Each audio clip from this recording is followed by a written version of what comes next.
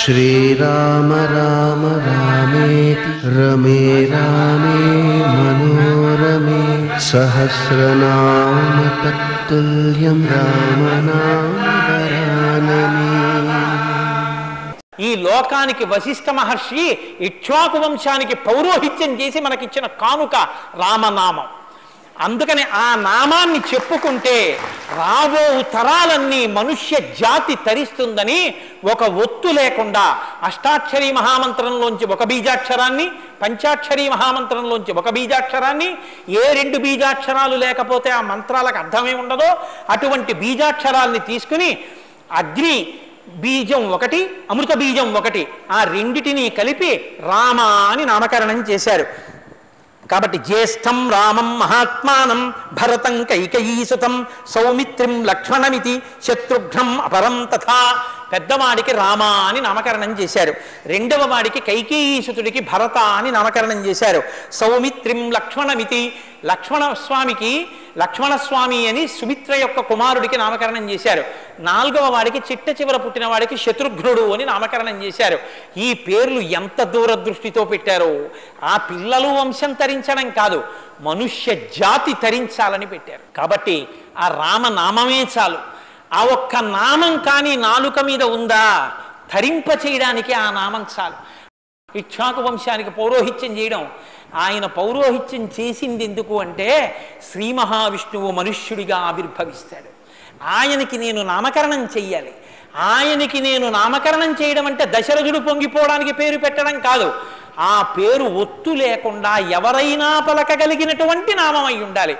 ఆ నామం పలికినంత మాత్రం చేత కొన్ని కోట్ల జన్మల నుంచి వెంటాడి జీవుణ్ణి పట్టుకున్నటువంటి పాప రాశి దగ్ధమైపోవాలి. అటువంటి నామాన్ని నేను ఉంచాలి అని పరితపించి వశిష్ఠ మహర్షి మనుష్య జాతి ఎంతకాలం ఉంటుందో అంతకాలం దాన్ని తరింప చేయడానికి ఆ ప్రభవించినటువంటి స్వామికి ఆ రామ అన్న నామకరణం చెయ్యడం కోసమని పౌరోహిత్యం చేశారు. అటువంటి నామాన్ని మనకిచ్చారు. కానీ పెద్దలు ఊహించి పెట్టినటువంటి పేరుకి ఆ వ్యక్తి జీవితానికి సమన్వయం ఉండాలని కానీ, పెద్దలు ఎలా ఊహ చేశారో అలా అతను ప్రకాశిస్తాడని కానీ మనం నమ్మడానికి అవకాశం ఏమి ఉండదు. ఎందుకంటే దేవీ భాగవతంలో వ్యాస భగవానుడు ఒక మాట అంటాడు, విద్యాధరో యథామూర్ఖో జన్మాంధస్తు దివాకర లక్ష్మీధరో దరిద్రశ్చ నామతేషాం నిరర్థకం. ఒక పిల్లవాడు పుట్టినప్పుడు ఆయనకి పెద్దలు ఓ పేరు పెట్టారు, దివాకరుడు అని పేరు పెట్టారు. దివాకరుడు అంటే సూర్య భగవానుడు, స్వయంగా ప్రభని విరజిమ్మగలిగినటువంటి వాడు. దివాకరుడు అని పేరు పెడితే ఆయన పుడుతూనే అంధుడై పుట్టాడు. అంధుడై పుట్టిన వాడికి దివాకరుడు అని పేరు పెడితే ఏమైనా సరిపోతుందా? విద్యాధరో యథామూర్ఖో, ఒక మూర్ఖుడు వాడు మూర్ఖుడవుతాడని ఏం తెలుసు, వాడికి విద్యాధరుడు అని పేరు పెట్టారు, వాడు మూర్ఖుడయ్యాడు. లక్ష్మీధరో, ఒక ఆయనకి లక్ష్మీధరుడని పేరు పెట్టారు, వాడు పరమదరిద్రుడయ్యాడు. లక్ష్మీధరో దరిద్రశ్చ నామతేషాం నిరర్థకం. ఆ పేర్లు ఏమయ్యాయి? పనికిరానివయ్యాయి. వశిష్ఠ మహర్షి ఇంతకాలం నుంచి కష్టపడి ఆ ఇక్ష్వాకు వంశానికి పౌరోహిత్యం చేసినటువంటి కార్యం అసలు ఈ ఆవిర్భవించినటువంటి విష్ణు స్వరూపాలకి నామకరణం చేయడమే ఆయన యొక్క ప్రయోజనం. ఎందుకు నామకరణం చేయడం? నామకరణం చేస్తే ఏమొస్తుంది? మంచి పేరు పెట్టాడని దశరథుడు కట్నం ఇస్తాడా? అలా కట్నం కోసం ఆశపడేటటువంటి వ్యక్తి వశిష్ఠ మహర్షి. మహానుభావుడు, బ్రహ్మవేత్త, ఆయన పేరు తలుచుకుంటే చాలు పాపరాశి దగ్ధం అవుతుంది. అంతటి మహాపురుషుడు దేని కొరకు పేర్లు ఉంచడం అంటే, శ్రీరామాయణంలో మీకు అనేక మంది ఋషులు కనపడతారు.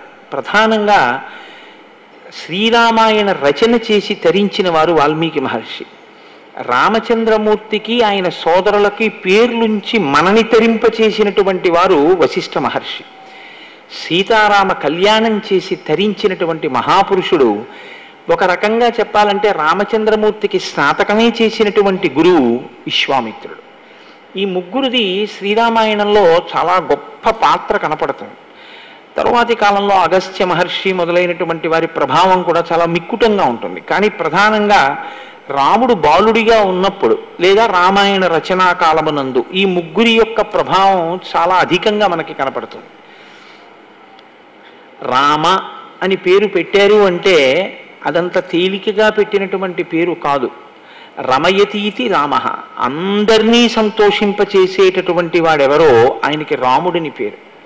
అందుకే రామచంద్రమూర్తి పేరు తలుచుకున్నా, రామచంద్రమూర్తి యొక్క కథ చెప్పుకున్నా, రామనామం చెప్పుకున్నా, రామనామం వ్రాసిన అంత శక్తివంతం. అది సుఖ సంతోషములకు హేతువై ఉంటుంది, ఆనందమును ఆవిర్భవింపచేస్తుంది. సహజంగా రామకథకి ఒక లక్షణం ఉంది లోకంలో. రామకథ తెలియనటువంటి వాళ్ళు ఎవరు ఉండరు. ఎందుకంటే ఇప్పుడు మీ అందరూ ఈ సభకి వచ్చి ఇలా కూర్చున్నారు. మీ అందరికీ తెలుసు ఒక విషయం, శ్రీరామాయణంలో వశిష్ఠ మహర్షి పేర్లు ఏమని పెడతారో మీకు తెలియదా? లేకపోతే శ్రీరామాయణంలో కథ ఎలా నడుస్తుందో మీకు తెలియదా? మీకందరికీ తెలుసు. తెలిసి మీ అందరు ఎందుకు వచ్చి కూర్చున్నారు అంటే దీని వెనక మన సంస్కృతిలో ఒక అంతర్లీనమైన జీవధార ఒకటి ఉంది. రామ కథ తనంత తానుగా అమృత స్వరూపం. రామ కథ విన్నంత మాత్రం చేత అపమృత్యువు నుంచి కూడా గట్టెక్కిస్తుంది. నేను స్వానుభవంలో రామకథ ఎంత గొప్పదో, రామనామం ఎంత గొప్పదో నేను అనుభవించినటువంటి వాణ్ణి. నేను వ్యక్తిగత అనుభవాలు వేదికల మీద చెప్పడానికి కించిత్ విముఖుడను. అందుకని నేను అది చెప్పడం నాకు ఇష్టం లేదు. కానీ నేను సుందరకాండ మొదలైనవి ప్రవచనం చేసేటప్పుడు రామకథ గొప్పతనం ఏమిటో, రామనామం గొప్పతనం ఏమిటో స్వయంగా అనేక పర్యాయాలు అనుభవించి ఉన్నాను. అందుకే రామకథ సాక్షాత్తు సంజీవని, అది మృత సంజీవని, చనిపోయేటటువంటి వాళ్ళని కూడా బతికింపచేస్తుంది. ఎంతటి కష్టంలోంచైనా సరే అది గట్టెక్కిస్తుంది. శ్రీరామ రామ రామేతి రమే రామే మనోరమే సహస్రనామ తత్తుల్యం రామనామ వరాననే.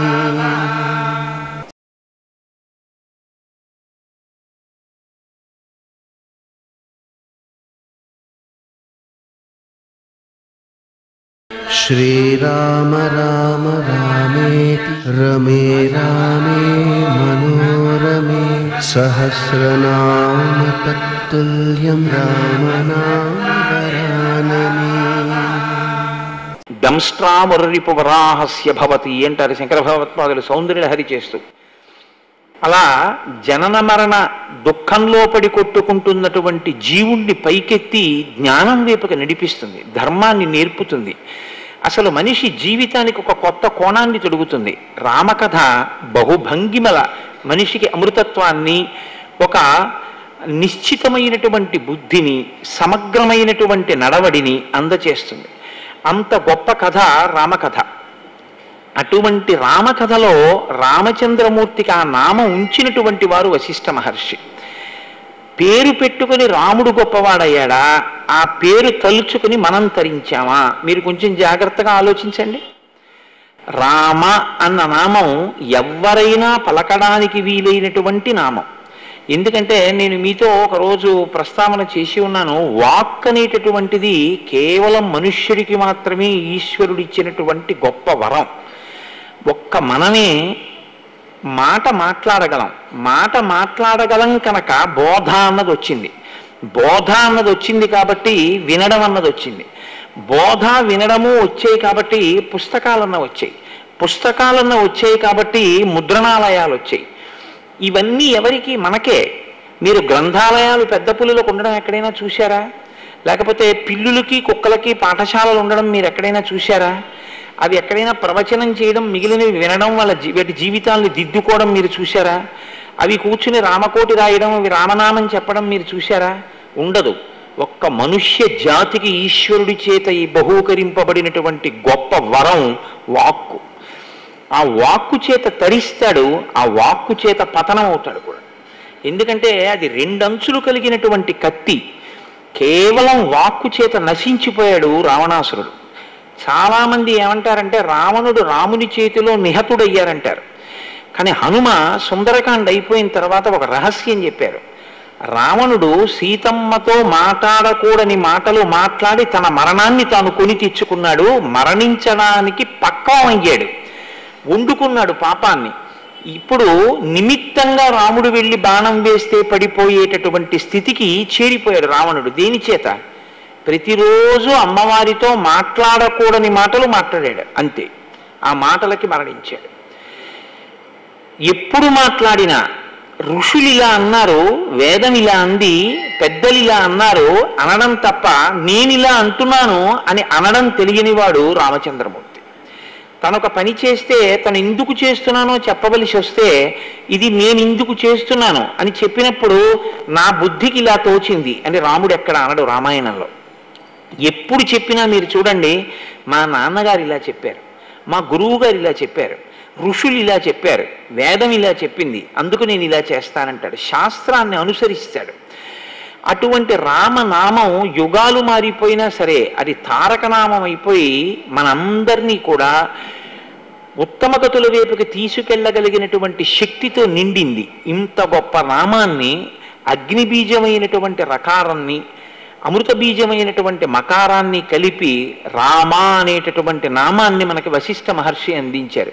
భరతుడు విభర్దీతి భరత, ఆయన భరించినటువంటి వాడు. దేన్ని భరించాడు అంటే రాజ్యాన్ని భరించాడు. ఎలా భరించాడు అంటే కేవలము నాది కాదన్న భావనతో భరించాడు. ఎందుకంటే లోకంలో ఒక స్థితి ఒకటి ఉంటుంది.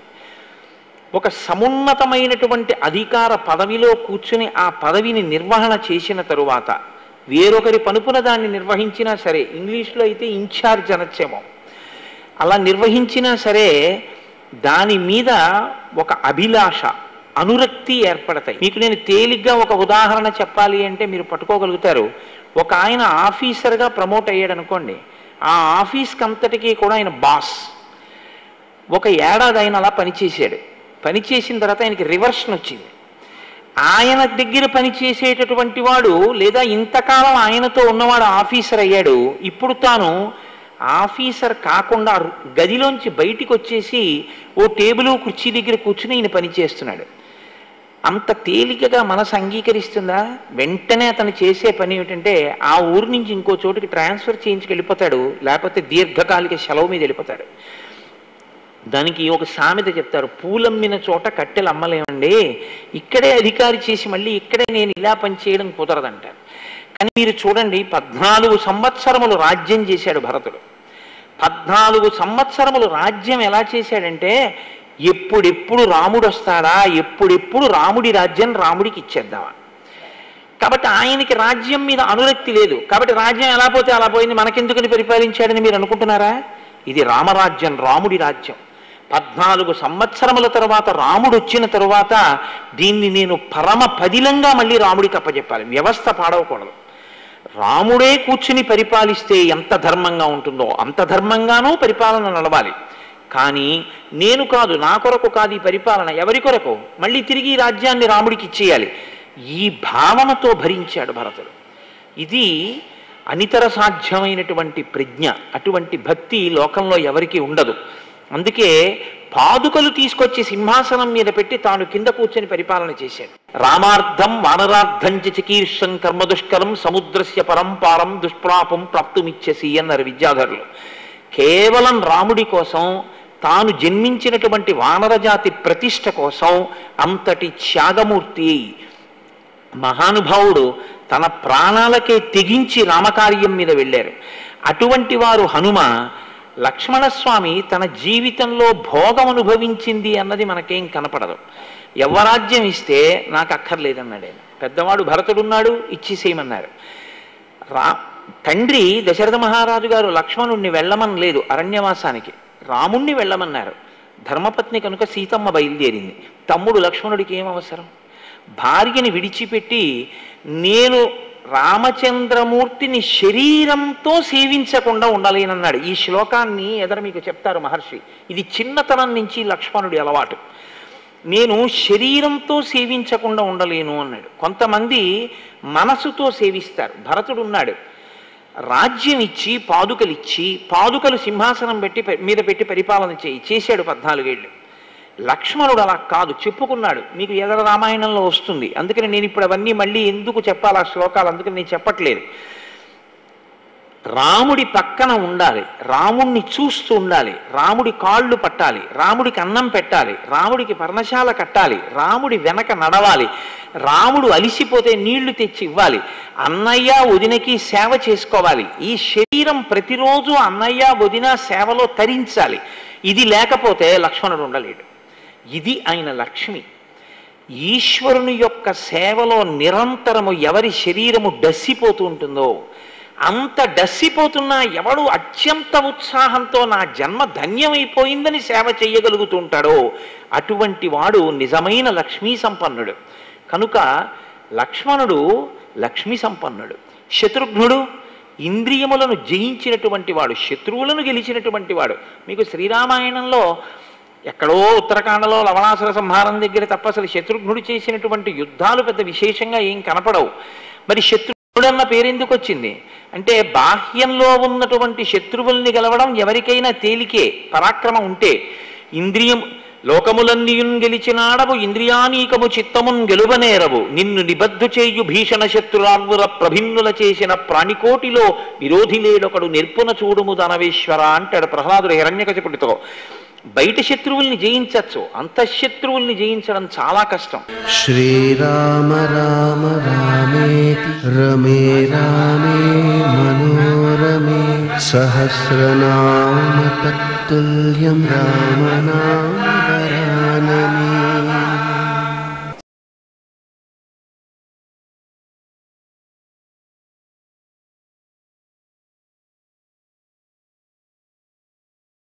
శ్రీరామ రామ రామేతి రమే రామే మనోరమే సహస్రనామ తత్తుల్యం రామనామ వరాననే.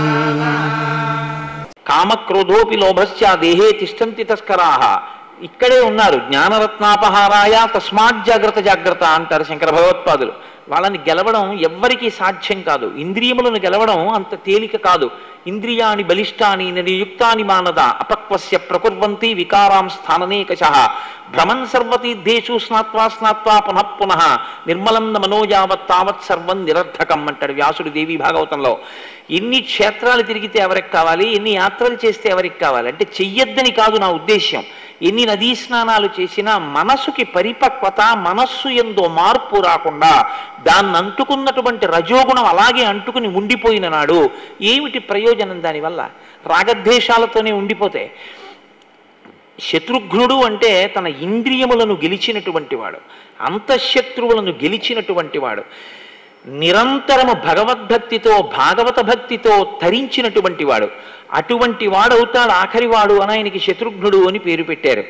నిజంగా ఆనాడు వశిష్ఠ మహర్షి నోటి వెంట వచ్చినటువంటి పేర్ల బలం వలనలా తయారు చేసిందో, వాళ్ళలా అవుతారని ఊహించి వశిష్ఠ మహర్షి అంతటి మహానుభావుడు పెట్టినటువంటి పేర్లు ఎప్పటికీ అబద్ధం కాకూడదు కాబట్టి అలా జరిగిందో, వీరెండింటికన్నా బలీయమైన కారణం యుగాలు మారిపోయినా రామకథ చెప్పుకొని మనందరం తరించడం కోసం, రామనామం చెప్పుకోవడం కోసం ఆ నామం ఆ నలుగురు అన్నదమ్ములు అంత గొప్పగా తయారయ్యారో మన భాగ్య విశేషం. నిజంగా అంత గొప్ప పేర్లు మహానుభావుడు ఉంచాడు. వాల్మీకి మహర్షి అంటారు, తేషాంకేతురివజ్యేష్టో రామో రతికరప్పితు బభూవ భూయో భూతానాం స్వయంభూరివ సమ్మతః అంటారు. ఒక ధ్వజం ప్రస్ఫుటంగా కనపడుతుంది. మీరు ఒక దేవాలయంలోకి వెళ్ళారనుకోండి, ధ్వజస్తంభం కనపడుతుంది. ధ్వజస్తంభం కనపడింది అంటే అది దేవాలయం ఉన్న ప్రాంగణము అని గుర్తు. దేవాలయం ఉన్న ప్రాంగణము అని గుర్తు దేని కొరకు అంటే, ధ్వజం ఎత్తుగా ఎందుకు ఎగురుతుందంటే ఇక దాని సమీపంలో ఏ విధమైనటువంటి ఊరిరిగింపులు కానీ ఇతర మేళతాళములు కానీ వెళ్ళకూడదు. ఎవరో ఊరిరిగింపుగా మేళతాళాలతో వెళ్ళిపోతున్నారనుకోండి, ఎంతటి మహాపురుషుడైనా పల్లకి దిగిపోవాలి. ఇంకక్కడ మేళతాళాలు చేయకూడదు. ఆలయ ప్రాంగణం దాటిపోయిన తరువాత మేళం చేయాలి. అక్కడ మేళం చేస్తే అది ఒక్క ఈశ్వర సేవ కొరకు. ఏవైనా రాజలాంఛనాలతో వెడుతున్న వాళ్ళు వాటిని విడిచిపెట్టవలసి ఉంటుంది. ఎందుకంటే ఈశ్వరుడు ఆయన మహానుభావుడు, ఆయన అఖిలాండ కోటి బ్రహ్మాండ నాయకుడు. ఈతడఖిలంబునకు ఈశ్వరుండై సకల భూతములలో ఉన్నత పొగలువాడితడు అంటాడు అన్నమాచార్య స్వామి. అలా అఖిలాండ కోటి బ్రహ్మాండ నాయకుడైనటువంటి వాడు లోపలున్నాడన్నదానికి గుర్తుగా పతాకం ఎగురుతూ ఉంటుంది. ఆ వంశం అంత గొప్పది, అన్నదమ్ములంత గొప్పవాళ్ళు, ఆ ఇల్లు అంత శోభతో ఉంది, అక్కడ వాళ్ళంత సంతోషంగా ఉన్నారు అనడానికి గుర్తా అన్నట్టుగా, ధ్వజమా పతాకమా అన్నట్టుగా స్ఫుటంగా, ఎత్తుగా, ప్రకాశవంతంగా, నలుగురు గుణవంతులైన ప్రస్ఫుటంగా తన గుణముల చేత సర్వభూతములను సంతోషింపచేస్తూ తేషాం కేతిరివజ్యేష్టో రామో రతికరప్పితు, ఆయన బభూవ భూయో భూతానాం, సమస్త భూతములు రామచంద్రమూర్తిని చూస్తే సంతోషించేవి. అలా ఉంటుందా సంతోషించడం అని మీకు అనుమానం ఉండొచ్చు, ఖచ్చితంగా ఉంటుంది. మీరు చూడండి, భగవాన్ రమణ మహర్షి ఆశ్రమంలో నా స్నేహితుడు ఒకడు ఈ మధ్యకాలంలో వెళ్ళి బాగా చీకటి పడిన తర్వాత చెట్టు కింద నించున్నాడు ఏదో కారణానికి. నించుంటే ఒక పెద్ద నాగుపాము ఒకటి అతని పాదాల మించి పాకుతూ వెళ్ళింది. కడుపు చల్లగా ఉంటుందంటారు పాముది, చాలా మంచు ముద్దలా ఉంది, ఏమిటిదని అతను చూస్తున్నాడు. చూస్తుంటే కాళ్ళ మించి పాకుతూ వెళ్ళిపోయింది. తల ఎత్తలేదు, అతన్ని ఏమీ చేయలేదు. కింద పాము వెడుతూ ఉంటుంది, పైన నెమళ్ళు ఆడుతుంటాయి రమణుల ఆశ్రమంలో. ఋష్యశృంగుడు తపస్సు చేసిన చోట కప్పకి పాము పడగ పట్టింది అంటే నిజమా అంటాం మనం. మీరు రమణ మహర్షి ఆశ్రమానికి వెళ్ళి చూడండి, ఆయన తపోబలం, అంతటి మహాపురుషుడు తిరిగాడినటువంటి ఆ ప్రదేశానికి ఉన్నటువంటి శక్తి, అది ఇప్పటికీ కూడా పరస్పర విరుద్ధమైనటువంటి భావములు కలిగినటువంటి ప్రాణుల మధ్య సయోధ్యని చేకూరుస్తుంటుంది. ఆ ప్రాణులు తమ మధ్య ఉన్నటువంటి వైరాన్ని మరిచిపోతాయి. కారణం ఏమిటంటే అన్ని భూతముల యందు బ్రహ్మమును చూసి తానలా రమించినటువంటి వ్యక్తి తిరుగాడినటువంటి భూమి. ఆ ప్రదేశానికి అటువంటి ప్రకంపన, అటువంటి వైశిష్ట్యం ఏర్పడుతుంది. కాబట్టి రామచంద్రమూర్తిని చూస్తే కూడా సమస్త ప్రాణులు సంతోషాన్ని పొందేవిట. విశ్వామిత్రుడు ఆశ్రమంలోంచి వెళ్ళిపోతుంటే పక్షులు, జంతువులు కూడా ఆయన వెంట వెళ్ళాయి. ఆయన వాటితో చెప్పాడు, వెళ్ళిపోండి వెనక్కి, మీరు ఆశ్రమంలో ఉండండి, నేను వెళ్ళిపోతున్నాను హిమాలయ పర్వతాలకి, మీరు ఇక్కడ సుఖంగా ఉండండి అని చెప్పాక అవి వెళ్ళాయి. పక్షి భాషలో మాట్లాడా, జంతు భాషలో మాట్లాడా? అక్కర్లేదు. వాళ్ళు హృదయములతో మాట్లాడుకుంటారు. అది బ్రహ్మన్ అంటే. వాళ్ళు సర్వభూతముల యందు ఈశ్వరుణ్ణి చూస్తారు. మనము అభిషేకం చేస్తాం, ఒక బ్రహ్మర్షి అభిషేకం చేస్తాడు. తేడా ఎక్కడొస్తుందో తెలుసా అండి? మనం అభిషేకం చేస్తే మంత్రం, పదార్థం ఈ రెండే మనకు ఉండాలి. మనం అభిషేక మంత్రం అయిపోతూ ఉంటుంది. నమశ్చౌరాయ శిష్యాయ భేమ్యాయ శిఖత్యాయ ప్రవాహ్యాయ వృక్షాయ హరికేశాయోపవీతినే పుష్టానాం పతయే నమో నమో అంటాం. మన పృష్ఠభాగాన్ని తీసుకెళ్ళి అదే చెట్టుకు ఆనించి మనం నిలబడతాం. ఒక నిజమైనటువంటి బ్రహ్మవేత్త దృష్టిలో ఆ చెట్టు ఈశ్వరుడు, దాని ఆకులలోని ఆకుపచ్చతనం ఈశ్వరుడి యొక్క వెంట్రుకలు. కాబట్టి ఆయన చెట్టుకి కాలు తాటించి నిలబడలేడు, ఆయన నిజమైన అభిషేకం చేసినవాడు. కేవలం పదార్థాలు పోసి మంత్రం చెప్పిన వాడిది కాదు అభిషేకం. ఎవరిది అభిషేకం అంటే పైన ఎలా ధారాపాత్రలోంచి పడుతోందో అలా బ్రహ్మభావన నిరంతరము ఇక్కడ పడుతున్నటువంటి వాడు ఎవడున్నాడో వాడు బ్రహ్మముతో సమన్వయం అవుతూ ఉంటాడు. వాడికి ఏం చేస్తున్నా ఈశ్వరుడు కదులుతూ ఉంటాడు. పానీయంబులు త్రాగుచున్, కుడుచుచున్, భాషించుచున్, హాసలీలా నిద్రాదులు చేయుచున్, తిరుగుచున్, లక్షించుచున్, సంతత శ్రీనారాయణ పాదపద్మజుగళీ చింతామృతాస్వాద సంధానుండై మరచంచురారిసుతుడే తద్విశ్యమున్ భూవరా అంటారు పోతన గారు ప్రహ్లాదుడి గురించి. ఏది చేస్తున్నా ఈశ్వరుణ్ణి సమన్వయం చేసుకునే శక్తి ఉంటుంది. జపో జల్ప శిల్పం సకలమపి ముద్రా విరచన గతి ప్రాదక్షిణ్యాక్రమణమశనాద్యహుతి విధి ప్రణామ సందేశ సుఖమఖిలమాత్మార్పణ దృశ అంటారు శంకర భగవత్పాదులు సౌందర్యలహరి చేస్తూ. ఆయన మాట మాట్లాడితే మంత్రం, ఆయన నడిస్తే ప్రదక్షిణం, ఆయన చెయ్యి కదిపితే అది ముద్ర. ఎందుకవుతోందంటే లోపల ఆయనకున్నటువంటి బ్రాహ్మీ స్థితి, బ్రాహ్మీమయమూర్తులు అంటారు విశ్వనాథ సత్యనారాయణ గారు. అటువంటి స్థితిని పొందినటువంటి మహాపురుషులు ఎవరున్నారో అటువంటి వారి యొక్క భావమును భూతములు కూడా అర్థం చేసుకుంటాయి. భూతములు అంటే నా ఉద్దేశం ప్రాణులు. అవి కూడా వారి పట్ల అటువంటి ప్రేమ పెంచుకుంటాయి. భగవాన్ రమణులు ఆశ్రమంలో ఉంటే ఒక కోతి చిన్న చిన్న పిల్లలతో వచ్చి చెట్టు మీద కూర్చుని కిచకిచలాడుతూ ఏడుస్తోంది. దాన్ని కొట్టబోయారు. ఈయన వెళ్ళి ఆ కోతి కిచకిచకిచకిచమంటూ చెట్టు కొమ్మ మించి ఆయన వంక చూసి కిచకిచలాడుతోంది. ఆహా ఆహా అంటూ ఆయన ఏడుస్తున్నారు. అంతా అయిపోయింది, ఆ కోతి వెళ్ళిపోయింది పిల్లల్ని పట్టుకుని. అడిగారు ఆశ్రమంలో ఉన్న వాళ్ళు, కోతి ఏం కిచకిచలాడింది, మీరెందుకు ఏడ్చారని. దానికి ఒక కూతురుట. ఈ మధ్యనే అల్లుడు కూతురు కలిసి సంతోషంగా ఉంటే పిల్లలు పుట్టాయిట. అనుకోకుండా హఠాత్తుగా ప్రమాదం జరిగి కూతురు అల్లుడు కూడా మరణించారట. ఈ చంటి పిల్లల్ని నేను పోషించవలసి వచ్చింది వృద్ధాప్యంలో. భగవన్ నాకు ఎంత కష్టం వచ్చిందో చూడండి అనేది నాకు చెప్పుకోవడానికి వచ్చింది. దాని కష్టం విని నేను విచలితుడనయ్యాను అన్నారు.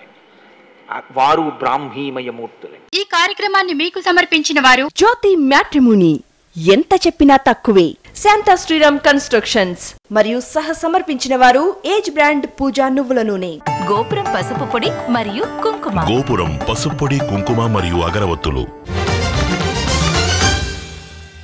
మీ అభిప్రాయాలను సూచనలను మాకు తెలియజేయాల్సిన చిరునామా భక్తి TV, care of Rachana television private limited, road number 92, Jubilee hills, Hyderabad 5,96,000. మా ఇమెయిల్ ఐడి bhaktihyd@gmail.com. మా వెబ్సైట్ www.bhaktitv.org. Phone number 9010222333.